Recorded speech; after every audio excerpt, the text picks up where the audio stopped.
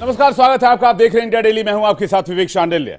Middle east में इस वक्त जारी जंग और तनाव पर पूरी दुनिया की नजर है और हर दिन ऐसी खबरें सामने आ रही हैं जो तीसरे वर्ल्ड वॉर की आशंका को हवा देती हैं। इजराइल हिजबुल्लाह जंग के बीच नॉर्थ कोरिया ने ऐसी धमकी दे दी है जिससे दुनिया भर में डर का माहौल बना हुआ है।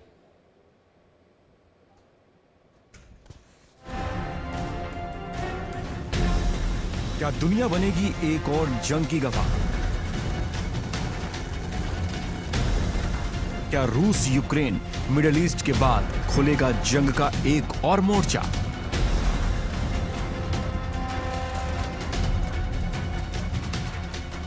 अब चुप नहीं बैठेगा नॉर्थ कोरिया का तानाशाह Kim Jong Un.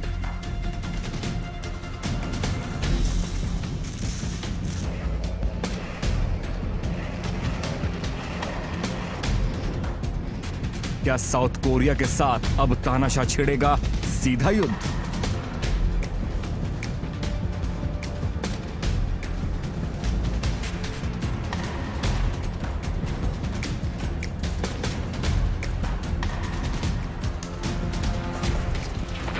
Kim Jong Un तानाशाह को पूरी दुनिया जानती है। किम की सनक से देश और मुल्क वाकिफ है। किम जोंग उन का इतिहास बताता है कि उसने जिस चीज की जिद पाली है उसे करके ही दिखाया है। यही वजह है कि किम की सनक से न सिर्फ उसके देश के लोग खौफ खाते हैं बल्कि पड़ोसी साउथ कोरिया समेत दुनिया के तमाम देश और उनके राष्ट्राध्यक्ष तक खौफ खाते हैं।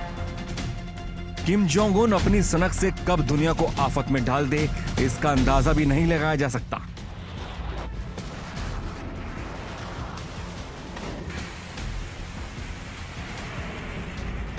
साउथ कोरिया से नॉर्थ कोरिया की अदावत का पूरा अध्याय है। हालांकि दोनों देशों के रिश्तों पर जमी बर्फ एक बार ऐतिहासिक तौर पर पिघल भी चुकी है, वो भी तानाशाह किम जोंग। नमस्कार, स्वागत है आपका इंडिया डेली में। मैं हूं आपके साथ विवेक शांडिल्य। ये खुशफहमी भी ज्यादा दिन तक नहीं रह सकी और अब एक बार फिर दोनों देशों की तनातनी युद्ध के मुहाने पर पहुंच चुकी है।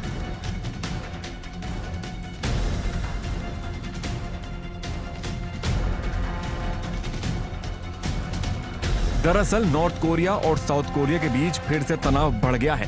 नॉर्थ कोरिया के सीमा पर कई ड्रोन देखे गए जिसके बाद दोनों के बीच तनातनी बढ़ गई। नॉर्थ कोरिया ने साउथ कोरिया पर आरोप लगाया है कि उसने सीमा क्षेत्र का उल्लंघन करके उसके इलाके में ड्रोन उड़ाया। असल में साउथ कोरिया इन दिनों अमेरिका के साथ युद्धाभ्यास कर रहा है। साउथ कोरिया के अमेरिका के साथ संयुक्त सैन्य अभ्यास की वजह से दोनों देशों के बीच हाल के दिनों में तनाव बढ़ गया है। नॉर्थ कोरिया ने कहा है कि वो साउथ कोरिया के साथ अपनी सीमा को स्थायी रूप से अवरुद्ध करेगा। साथ ही साउथ कोरियाई और अमेरिकी सेनाओं की उकसावे वाली कार्रवाई से निपटने के लिए परमाणु हमले की भी चेतावनी दे डाली।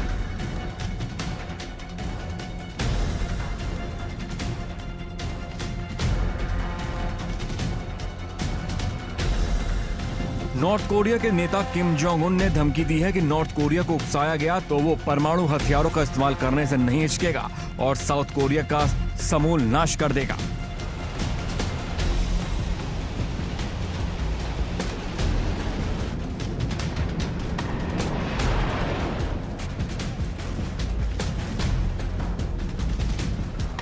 दरअसल साउथ कोरिया के नेता ने चेतावनी दी थी कि अगर किम जोंग उन ने परमाणु हथियारों का इस्तेमाल किया तो उनके शासन का खात्मा कर दिया जाएगा। उत्तर कोरिया लंबे समय से युद्ध की तैयारियों में जुटा है।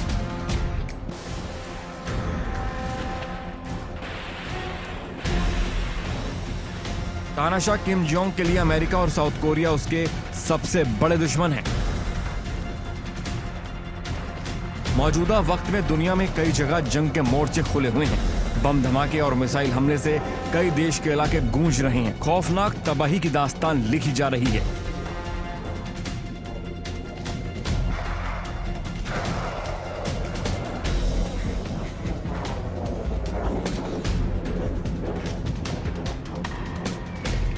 पश्चिमी एशिया में जंग की आग लगातार भड़कती रही है। ईरान, लेबनान और इजराइल जंग की तपिश बढ़ा रहे हैं। हिजबुल्लाह चीफ हसन नसरल्लाह की हत्या के बाद पूरे पश्चिम एशिया में हालात तनावपूर्ण हैं।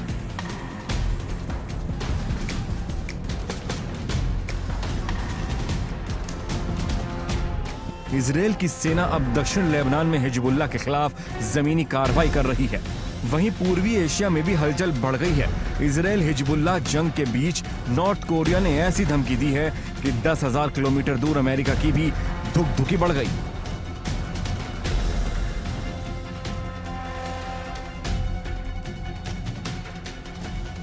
तानाशाह किम जोंग उन ने अमेरिका और साउथ कोरिया को न्यूक्लियर हमले की सीधी धमकी दी है। उधर नॉर्थ कोरिया और साउथ कोरिया के बीच जैसी दुश्मनी है, वहां कभी भी जंग भड़क सकती है। Bureau report, India TV.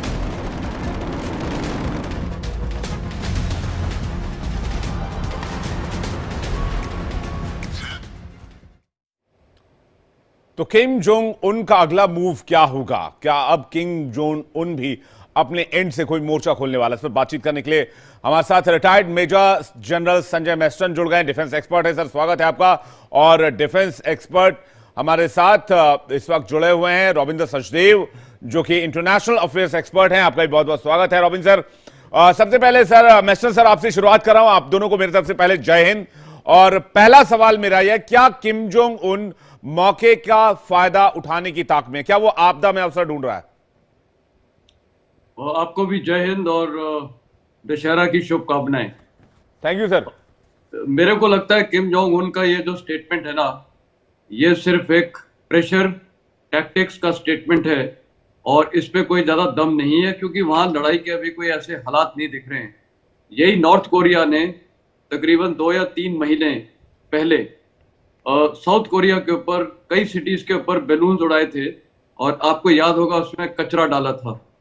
और अभी साउथ कोरिया ने तो बोला ये हमारे ड्रोन्स थे भी नहीं। और मैं तो सोचता हूँ कि अगर ये एक बैटल जोन है, हम सबको पता है कि इन दोनों देश के बीच में तनाव है, तो साउथ कोरिया ने ये ड्रोन्स को मारा क्यों नहीं? इतनी प्योंगयांग उनकी राजधानी तक ये ड्रोन्स कैसे चले गए? तो ये भी एक सवाल उठता है। तो मेरे ख्याल ये, और साउथ कोरिया ने तो साफ इनकार भी कर दिया कि हमारे कोई ड्रोन्स वगैरह यहाँ से उड़े ही नहीं है। तो हो सकता है कि ये भी एक टैक्टिक्स है। देखिए, अभी फोकस पूरा वर्ल्ड का है मिडिल ईस्ट में, रशिया यूक्रेन में। तो अभी क्या है कि नॉर्थ कोरिया के बारे में कोई बात नहीं कर रहा है। तो कभी कभी ऐसे टाइम पे अपना वो एक ये दिखाना कि हम भी कुछ हैं, हमारा देश भी कुछ है, और ये पूरी विश्व में, जैसे आपने बोला, लड़ाई के आसार चल रहे हैं, कई जगह लड़ाई और बॉम्ब्स ब्लास्ट हो रहे हैं जी। तो उन्होंने मेरे ख्याल ये समय सोचा कि अब मैं भी अपना थोड़ा विश्व में प्रभाव डालूं कि भाई हम भी कुछ हैं, एग्जिस्ट कर रहे हैं, मानते हैं इनके पास न्यूक्लियर वेपन्स है, लॉन्ग रेंज मिसाइल्स है, क्रूज मिसाइल्स है, इंटरकॉन्टिनेंटल बैलिस्टिक मिसाइल्स हैं, ये सारे फायदे हैं। और अमेरिका के लिए थ्रेट है, अमेरिका और साउथ कोरिया का सबसे बड़ा दुश्मन है। लेकिन मेरे को अभी लगता नहीं है कोई वहां पर इंडो पैसिफिक रीजन में। लेकिन मिस्टर सर की बात जी, मिस्टर सर माफ कीजिएगा, ईरान के बारे में भी ये नहीं कहा जा सकता था कि ईरान 300 बैलिस्टिक मिसाइल्स जो है वो इसराइल के ऊपर एक साथ दाग देगा, लेकिन ईरान ने दाग दिया। तो क्या ऐसे हालात हैं कि नॉर्थ कोरिया ऐसा कोई बड़ा कदम उठा सकता है? नहीं, मैं वो जो आपने ईरान का भी सवाल दिया, देखिए वो एक अलग कॉन्फ्लिक्ट है। उसमें हिजबुल्लाह चीफ को मारा था, इनके कैपिटल तेहरान में इस्माइल हानिया को मारा था। तो वो तो हम सबको पता है, ये ईरान के डायरेक्ट प्रॉक्सीज हैं और वो तो अलग बात है, बिल्कुल उसका तो इसमें कोई तुलना है ही नहीं। क्योंकि फिर तो इस प्रकार हम रशिया यूक्रेन का भी वो कर सकते हैं कि उसने इसको नेटो सपोर्ट कर रहा है तो नेटो को भी टारगेट कर सकता है रशिया। तो मेरे ख्याल मेरे को इतनी ऐसी गंभीर स्थिति नहीं लग रही है। पर हाँ, ये एक जरूर है कि एक स्टेटमेंट दिया है, स्ट्रॉन्ग स्टेटमेंट दिया है। लेकिन हाँ, कभी भी कुछ हो सकता है। मैं ये नहीं बोल रहा हूँ कि बिल्कुल कुछ नहीं होगा, लेकिन अभी एज ऑन डेट जो चिन्ह दिख रहे हैं, देखिए लड़ाई के लिए भी कुछ सिम्टम्स होते हैं। रशिया यूक्रेन में भी जब रशिया ने इन्वेड किया था, उससे पहले अमेरिका ने काफी चेतावनी दे दी थी कि ये एक पॉसिबल संभावना है कि रशिया यूक्रेन को इन्वेड करेगा। हम कई एनालिस्ट ने, सब ने तकरीबन बोला था नहीं अभी आसार नहीं लग रहे। तो पॉसिबल है, आज के युद्ध में, आज की जो वर्ल्ड है उसमें कुछ भी हो सकता है। मैं वही कह रहा था सर जी।